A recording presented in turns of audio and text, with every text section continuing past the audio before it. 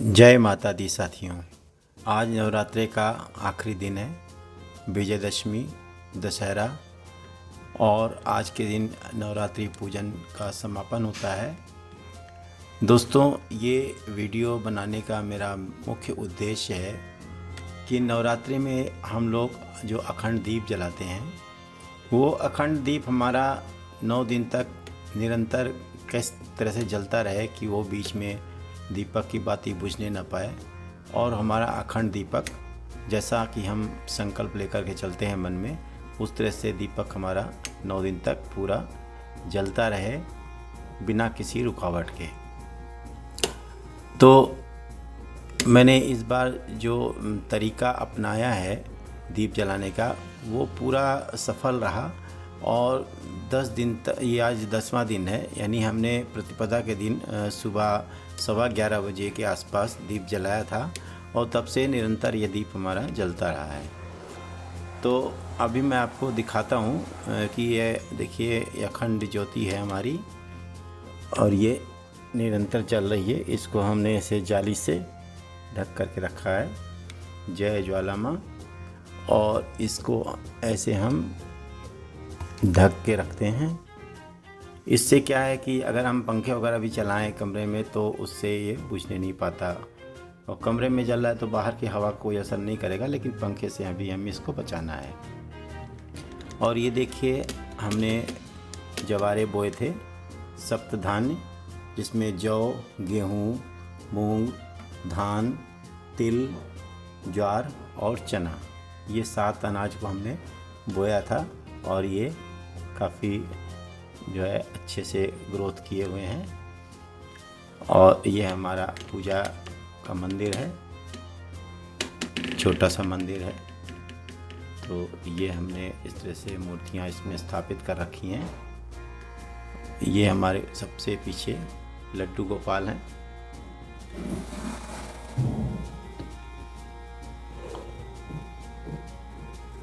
और माता जी हैं।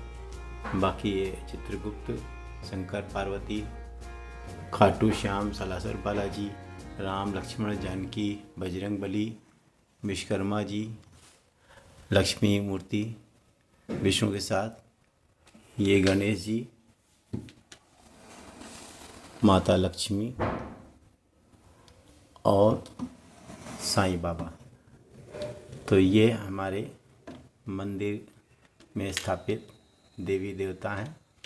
अब हम आपको बताते हैं अखंड ज्योति को कंटिन्यू हम कैसे ज्योति जला करके रखें, उसके कुछ छोटे से टिप्स। ये हमने ये दीपक ले रखा है, वो तो जल रहा है, और ये हमारा रोज़ जो हम जलाते हैं तुलसी के पास, वो दीपक है। इसमें हमने ये बाती डाली हुई है। अखंड ज्योति में हमने जो बाती डाली हुई है, वो हमने ये कलावा की बनाई हुई है।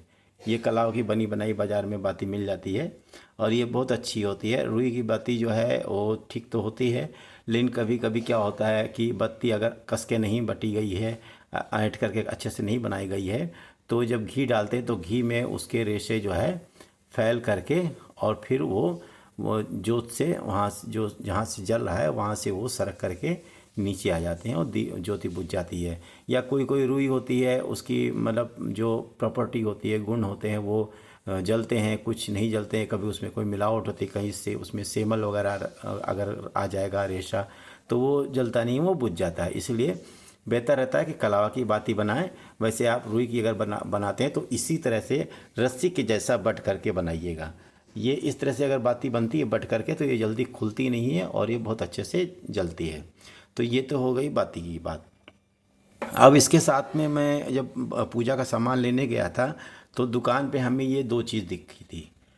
एक तो ये हमारे पास घर में जो डेली होती है सुई, ये तो हमारे घर में होती है मोटी सुई, तो इसको तो हम आई है। और ये हमें दिखा था एक ये चिमटी, ये चिमटी। तो इससे बाती को घटाना बढ़ाना, और इसके बाती के ऊपर जो फूल बन जाते हैं वो तोड़ने के लिए, ये सब टिप्स हमने मंदिरों में देखा है कि जब वो पुजारी लोग जलाते हैं, तो वो लोग ऐसे इन सब चीज़ों का वो लोग भी इस्तेमाल करते हैं। और जब पूजा जहाँ सामान मिलता है, मैंने वहाँ पर पूछा, तो उन्होंने मुझे भी यही बताया कि इस काम के लिए आता है। तो ये भी हम रख सकते हैं, और अगर ये नहीं है तो ये घर में तो सुई अपने पास होती है, तो ये सुई ज़रूर रखिए साथ में। ठीक है, तो ये तो हो गए हमारे छोटे से कुछ टूल्स। बात करते हैं हम इसमें दीपक में बाती लगाने की। तो जैसा कि ये जो इस तरह से ये वाला दीपक है, इसके सुराख बना होता है, तो हम ऊपर से या नीचे से कहीं से भी बाती को डाल सकते हैं। और एक बात ध्यान रखिए कि बाती बहुत बड़ी नहीं होनी चाहिए, क्योंकि ये जो बाज़ार में जो ये बाती मिलती है ये तो तकरीबन आधा मीटर के आसपास होती है। तो इतनी बड़ी बाती हमें नहीं चलानी, क्योंकि मुश्किल से अगर आप 9 दिन तक दीप जलाते हैं तो मुश्किल से 1 से 2 इंच तक की बाती ही यूज़ में आती है। और वो डिपेंड करता है कि फ्लेम आप उसकी लो है कितनी ऊपर तेज़ रखते हैं। तो ज़्यादा तेज़ लो रखने से तो यह है कि धुआं ज़्यादा निकलेगा, जो जाली है आपकी जाली भी गर्म हो जाएगी। तीसरी बात यह है कि उसमें फूल ज़्यादा बनेगा, और चौथी बात है कि उसमें घी की कंजम्पशन भी, खपत भी ज़्यादा होगी। तो इसकी वजह से आप उसकी बाती को बस ये जो हमारा ये दीपक का ये है, इससे बहुत ज़रा सा मुश्किल से मान के चलिए कि 3 से 4 mm तक ऊपर रखिए, यानी आधा सूत तक रखिए, आधा सूत से ज़्यादा मत रखिए। और घी जो भरते हैं तो ये देखिए कटोरे में जो है एक निशान बना होता है, ये जो एक ये निशान है ना, इस ऊपर का जो निशान, उससे ज़्यादा घी मत भरिए। उससे क्या, ज़्यादा भरने से घी फैल भी सकता है, और जो है इससे इसके ऊपर आने के बाद में बाती को ये बुझा भी सकता है। इसलिए घी भी आप ज़्यादा मत डालें, भले आप जो है उसको चेक करते रहें। तो आप जितना ज़्यादा बड़ा बर्तन घी का लेंगे उतना अच्छा रहेगा। मेरा ये जो है इसमें तकरीबन 100 ग्राम के आसपास घी आ जाता है। तो हम इसमें घी जो है 100 ग्राम डालते हैं, और वो जो सेकंड लाइन है वहाँ तक का।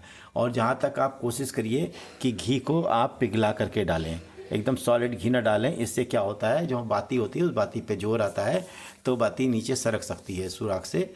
जो हमारी ये सुराख है ना, इससे नीचे सरक सकती है, क्योंकि इस पर घी का लोड आएगा इस बाती पे, यहाँ पर नीचे जो बाती है तो ये सरक जाएगा। तो ये तो हो गया हमारा घी डालने का तरीका। अब उसमें ये देखते हैं कि जैसे हमें जब इसके ऊपर जो फूल बनने लगते हैं और बाती बुझने को आ जाती है, तो हमें क्या करना है, हमें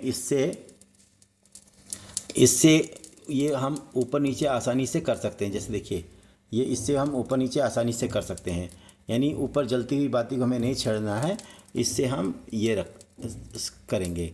और कोशिश ये करिएगा जब इसमें हम बाती रखते हैं तो बाती को थोड़ा सा ऐसा तिरछा रखिए, ऐसा तिरछा।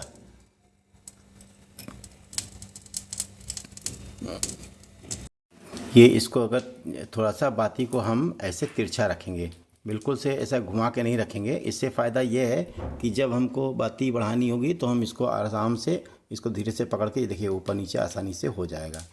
और थोड़ा सा ऊपर आ जाएगा तो ये नीचे की रुई ऊपर आकर के जलने लगेगी, और जो ऊपर का फूल है फिर हम इसको तोड़ सकते हैं।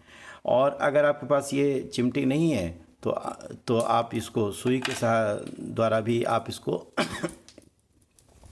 देखिए, सुई से भी आप इसको ऊपर नीचे कर सकते हैं। तो ये इस तरह से करिए। बाकी हमने कुछ लोगों ने बताया कि आप अगर दीपक बुझने लगे तो आप इधर पीछे का जो ये इसका जो है ना, इसको आप जला लीजिए, और उसके बाद इसको जो है हाथ से बुझा करके और ठीक करके फिर आप इससे जला दीजिए, तो ये भी आपका दीप अखंड दीप माना जाएगा।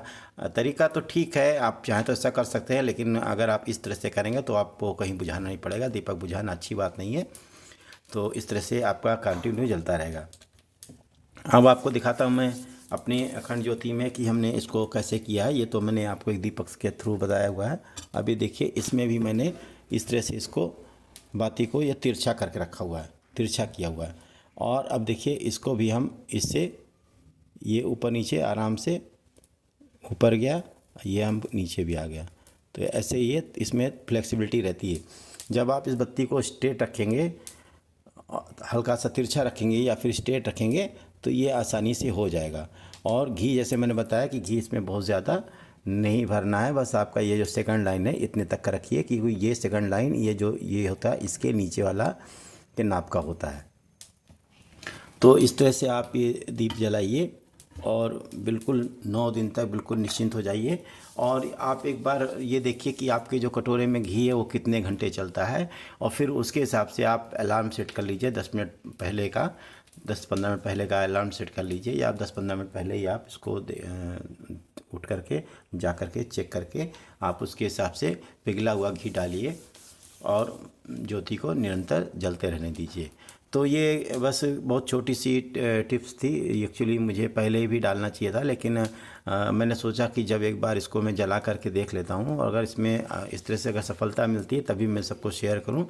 तो जैसे आज तो नवरात्रि का विसर्जन का दिन है, तो अगली बार जब आपकी नवरात्रि हो या कोई आपके यहाँ बड़ी पूजा हो, जैसे अखंड रामायण हो, आप उसमें जलाएं, या दीपावली में रात भर की पूजा में दीप जलाना होता है, तो उसमें आप जब भी जलाएं तो आप इन्हीं छोटे छोटे टिप्स को फॉलो करिए, और उनके द्वारा आप अपनी दीपक को जलाइए, और अखंड दीप जला करके जैसे आपके मन में संकल्प है अखंड दीप जलाए रखने का, उस तरह से अपने संकल्प को पूरा कीजिए।